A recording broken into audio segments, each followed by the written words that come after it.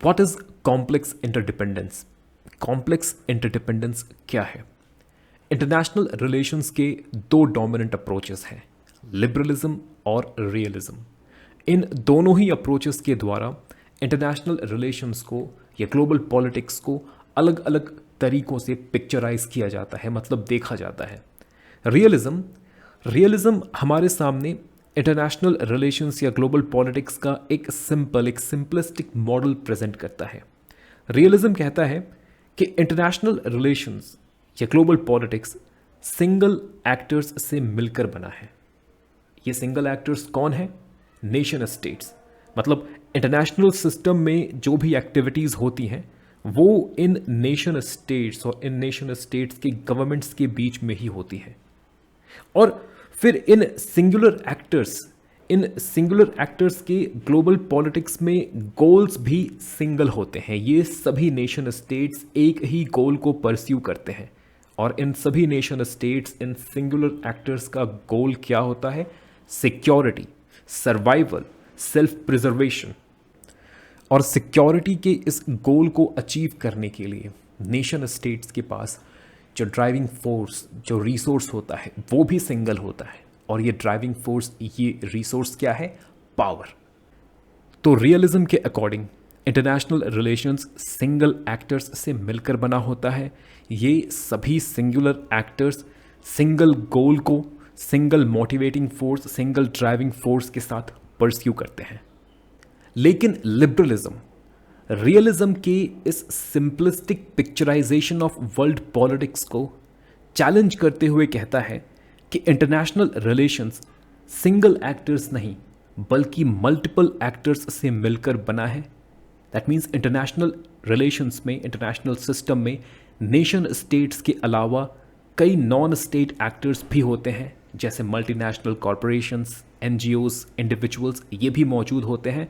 और international relations में single गोल नहीं बल्कि इन मल्टीपल एक्टर्स का मल्टीपल गोल होता है और ये मल्टीपल एक्टर्स अपने मल्टीपल गोल्स को मल्टीपल ड्राइविंग फोर्सेस के साथ परस्यू करते हैं।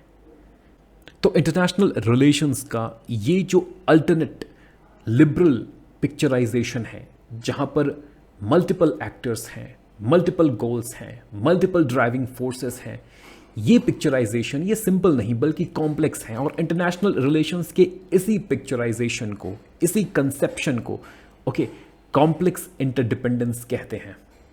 कॉम्प्लेक्स इंटरडिपेंडेंस के इस आइडिया को इंटरनेशनल रिलेशंस के दो important neo liberal scholars Joseph नाई और रॉबर्ट क्योहेन के द्वारा 1977 के अपने बुक पावर एंड इंटरडिपेंडेंस में डेवलप किया गया था। इस बुक में रॉबर्ट क्योहेन और जोसेफ नाई कॉम्प्लेक्स इंटरडिपेंडेंस को समझाते हुए कॉम्प्लेक्स इंटरडिपेंडेंस के तीन इंपॉर्टेंट एस्पेक्ट्स या फीचर्स की बात करते हैं। आइए देखते हैं कि कॉम्प्लेक्स इंटरडिपेंडेंस के ये तीन फीचर्स या एस्पेक्ट्स क्या हैं। फर्स्ट, कॉम्प्लेक्स इंटरडिपेंडेंस के आइडिया के अकॉर्डिंग कंट्रीज के बीच सिंगल नहीं बल्कि multiple channels of connections exist करता है। कंट्रीज के बीच रिलेशनशिप सिर्फ गवर्नमेंट और गवर्नमेंट के टॉप लीडरशिप के बीच ही इस्टेब्लिश नहीं होता। कंट्रीज के बीच ट्रांस गवर्नमेंटल और ट्रांस नेशनल रिलेशनशिप भी एग्जिस्ट करता है। ट्रांस गवर्नमेंटल रिलेशनशिप का मतलब है कि दो कंट्रीज के गवर्नमेंट्स के अलग अलग डिपार्टमेंट्स के बीच इंटरैक्शन होना, ब्यूरोक्रेसी के लेवल पर, डिपार्टमेंटल लेवल पर इंटरैक्शन होना, रिलेशनशिप का एस्टैब्लिश होना, इसे ट्रांस गवर्नमेंटल रिलेशंस कहते हैं। इसी तरह ट्रांस नेशनल रिलेशंस का मतलब है कि कंट्रीज के बीच पीपल टू पीपल के लेवल पर इंटरैक्शन होना, ग्रुप टू ग्रुप के लेवल पर इंटरैक्शन होना, सोसाइटी टू सोसाइटी के लेवल पर इंटरैक्शन होना। इसके बाद कॉम्प्लेक्स इंटरडिपेंडेंस के अकॉर्डिंग इंटरनेशनल लेवल पर इश्यूज की हायरार्की नहीं होती। अब इंटरनेशनल लेवल पर इश्यूज की हायरार्की नहीं होती, मतलब कोई भी इशू सबसे अधिक इंपॉर्टेंट नहीं होता बल्कि सभी इश्यूज इक्वली इंपॉर्टेंट होते हैं। रियलिज्म का आर्ग्यूमेंट है, इसके ऑपोजिट रियलिज्म का आर्ग्यूमेंट है। रियलिस्ट स्कॉलर्स कहते हैं कि इंटरनेशनल रिलेशंस में सिक्योरिटी और पॉलिटिकल इश्यूज सबसे इंपॉर्टेंट होते हैं, जो एजेंडा होता है उस एजेंडे में सिक्योरिटी और पॉलिटिकल इश्यूज टॉप पे होते हैं। ये रियलिज्म का आर्गुमेंट है। और बाकी जितनी भी इश्यूज हैं वो सिक्योरिटी और पॉलिटिकल इश्यूज के नीचे आएंगी।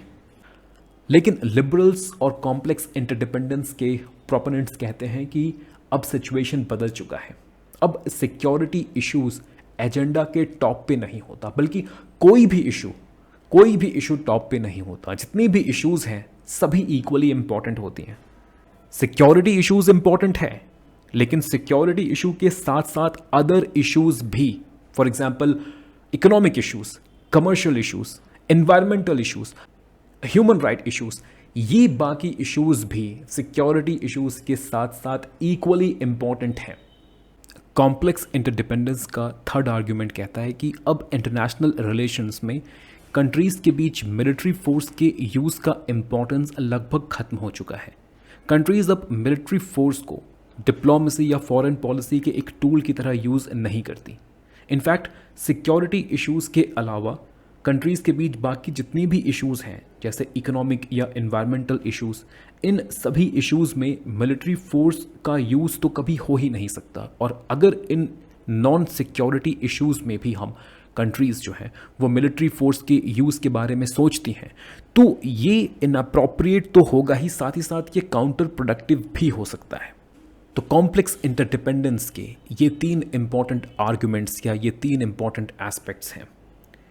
कॉम्प्लेक्स इंटरडिपेंडेंस और इंटरनेशनल रिलेशंस में लिबरलिज्म के थियोरी को और अधिक डिटेल में समझने के लिए आप पॉलिटिकल साइंस के हमारे ऑनलाइन कोर्स को अवेल कर सकते हैं। यूपीएससी सिविल सर्विस एग्जामिनेशन में पॉलिटिकल साइंस ऑप्शनल के लिए और यूजीसी नेट जेआरएफ के एग्जाम्स में पॉलिटिकल साइंस पेपर 2 के लिए हमने पॉलिटिकल साइंस का एक ऑनलाइन कोर्स तैयार किया है, जहां हम पॉलिटिकल साइंस के इन 7 यूनिट्स को डिटेल में कवर कर रहे हैं। इस कोर्स में एनरोलमेंट या इस कोर्स से रिलेटेड और अधिक जानकारी के लिए आप व्हाट्सएप के माध्यम से हमें इस नंबर पर कॉन्टैक्ट कर सकते हैं। Thank you.